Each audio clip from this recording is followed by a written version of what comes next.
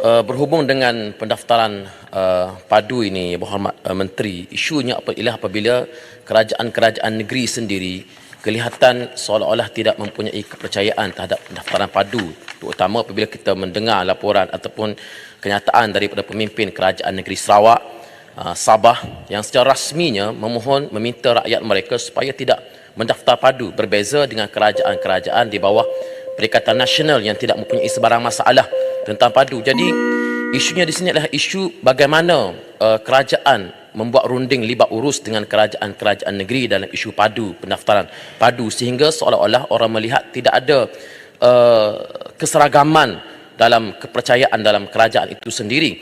Dan Yang Berhormat Menteri juga beberapa hari lepas mengeluarkan kenyataan bahawa bukan Melayu di antara golongan yang paling tinggi yang tidak mendaftar padu.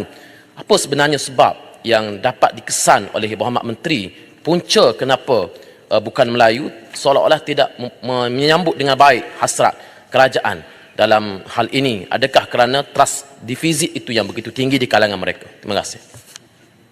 Yang Berhormat Menteri. Terima kasih. Kalau sebut tentang trust deficit bukan Melayu, saya dengan yakin boleh menyebut bahawa lebih 90% pengundi bukan Melayu ada keyakinan yang penuh dengan kerajaan perpaduan yang ada sekarang. Kalau ada trust deficit, itu trust deficit dengan pembangkang, bukan dengan kerajaan. Ya. Apa yang kita tengok, bukan isu pengundian ni Berhormat Menteri, isu pendaftaran. Saya nak jawab.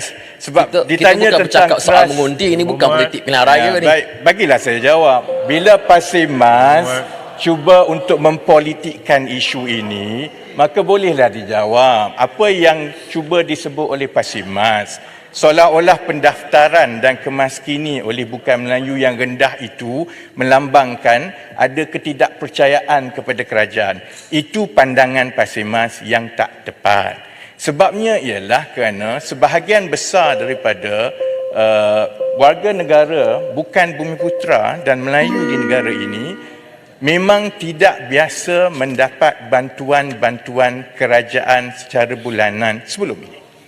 Sebab itu mereka tidak banyak yang berada di dalam sistem kerajaan. Mereka juga banyak yang merasakan mereka berada dalam golongan M40 ke atas. Maka mereka tidak layak apa-apa bantuan.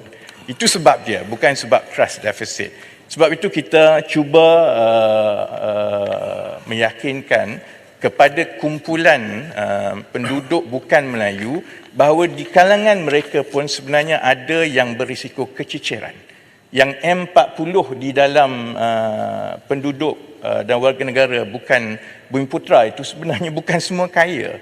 Ada yang layak mendapat bantuan dan bahayanya jika mereka tidak mendaftar di dalam padu oleh kerana mereka memang tidak pernah mendapat bantuan sebelum ini. Baik di dalam STR, baik di dalam IKC, maka kalau mereka tidak mendaftar, mereka akan tercicir. Dan saya ingat kita belum lagi melihat pecahan secara terperinci, tetapi sejak seminggu yang lepas memang ada peningkatan pendaftaran yang mendadak setiap hari. Sebab itu kita telah berjaya melepasi 8 juta pendaftaran setakat semalam.